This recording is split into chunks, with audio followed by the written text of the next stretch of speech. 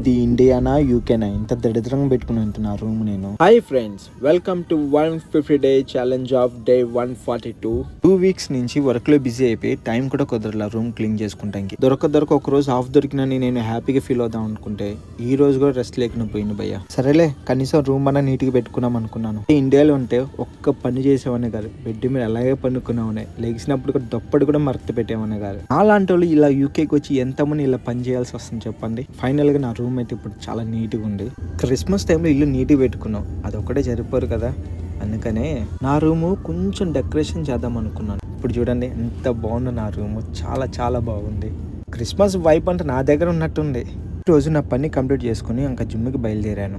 ఇంకా నాకు 8 days ఉంది. ఈ 8 days లో 150 డే ఛాలెంజ్ అని కంప్లీట్ అయిపోయింది. ఈ రోజు నా వర్క్ వచ్చి ఫుల్ డే, మొత్తం 8 వేరియేషన్లు, ఈచ్ వేరియేషన్ వచ్చి 4 sets అండ్ ఈచ్ సెట్ వచ్చి 12 repetitions. అలాగే నా వర్కౌట్ కంప్లీట్ చేసుకున్నాను.